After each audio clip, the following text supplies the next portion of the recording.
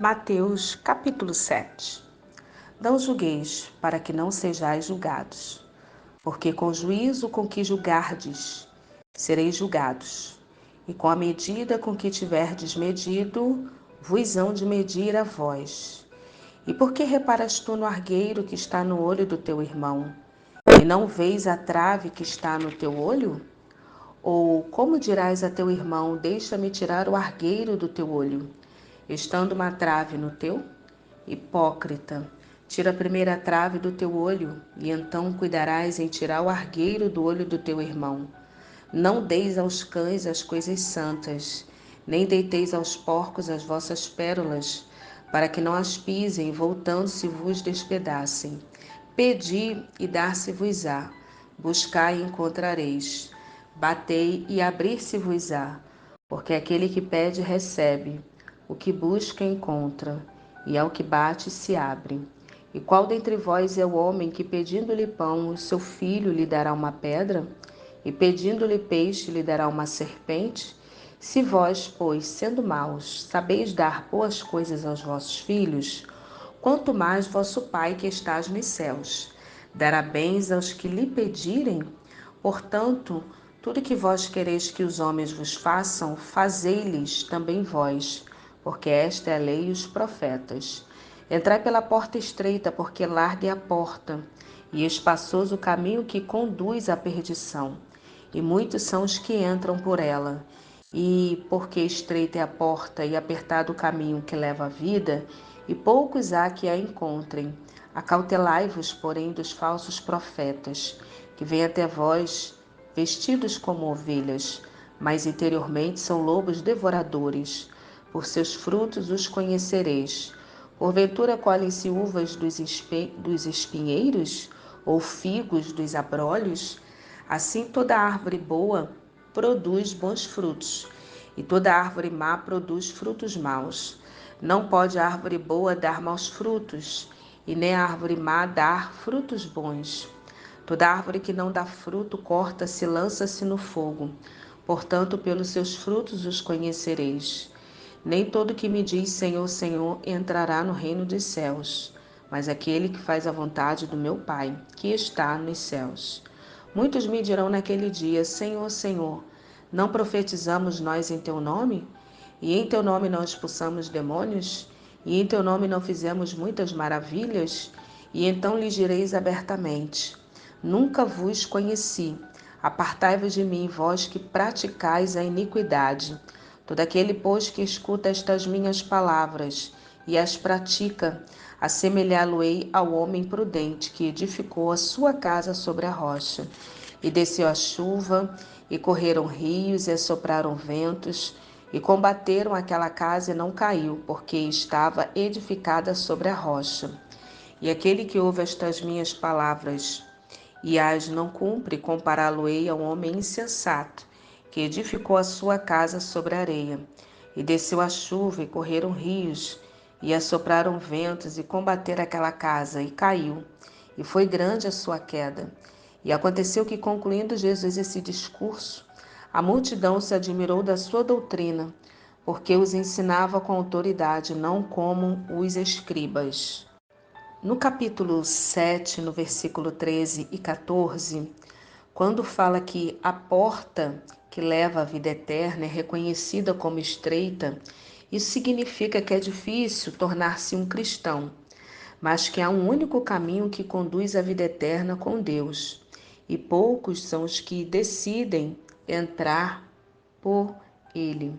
O único modo de chegar aos céus é crer em Jesus Cristo, porque apenas ele morreu por nossos pecados e justificou-nos diante de Deus.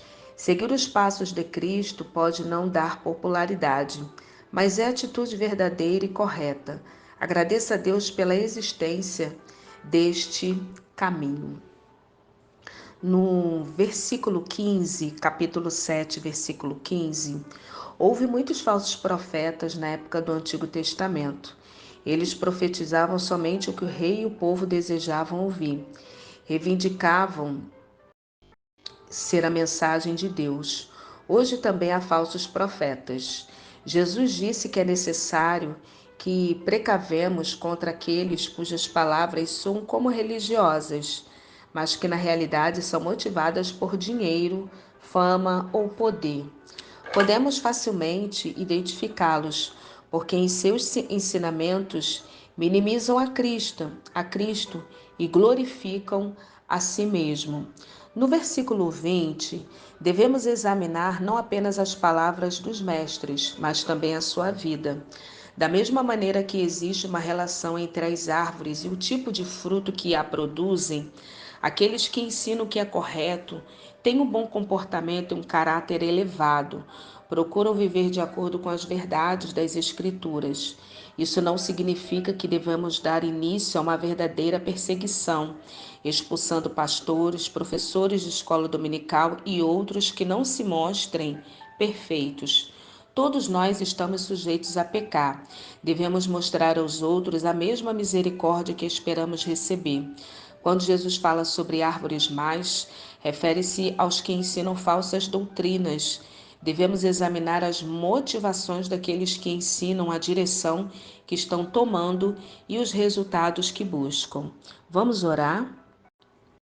Senhor, nosso Deus e nosso Pai, nós estamos aqui, Senhor, diante da Tua presença, nesse momento, nesta hora, para Te pedir ajuda, Senhor, para que o Senhor venha nos dar um dia, ó Deus, abençoado. Ajuda-nos, Senhor, a nos lembrar daquilo que nos traz esperança, porque Tu és a luz e que jamais pode ser apagada. Não importa quão escuras estejam as nuvens sobre a nossa vida, mas o Senhor nos eleva acima da tempestade, até o consolo, Pai, da Tua presença. Só Tu podes tomar qualquer que seja, Pai, a nossa perda, encher o vazio para o bem. Só Tu podes tomar o fardo da nossa tristeza, dor e enxugar as nossas lágrimas. Responde-nos, Senhor, quando clamo. Ó Deus da minha justiça na angústia, me tens aliviado, tem misericórdia de mim, ouve a minha oração.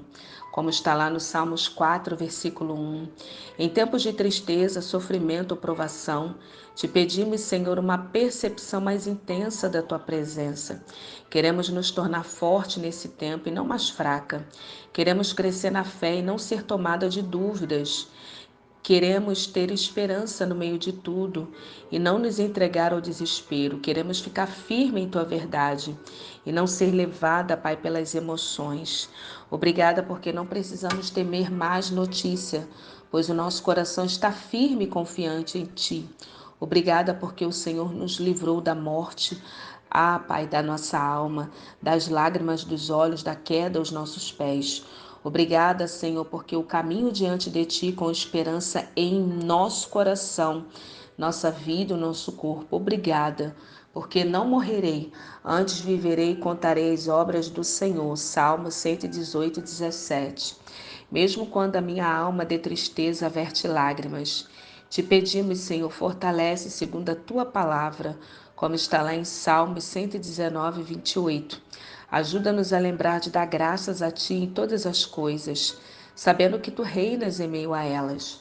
Faze-nos lembrar de que Tu, Senhor, nos redimiste, que somos Tua, e nada mais é importante do que isso.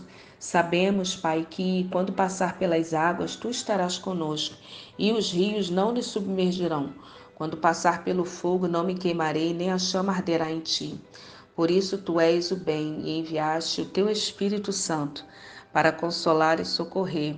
Pedimos, ó Deus da esperança, que o Senhor nos encha de todo gozo, paz e fé, para que possamos ser ricas em esperança no poder do Espírito Santo. Obrigada porque o Senhor nos enviou o Espírito Santo para ser o nosso consolador e auxiliador. Faze-nos lembrar disso em meio a tempos difíceis. É isso que nós te pedimos, Senhor, e te agradecemos em nome de Jesus. Amém.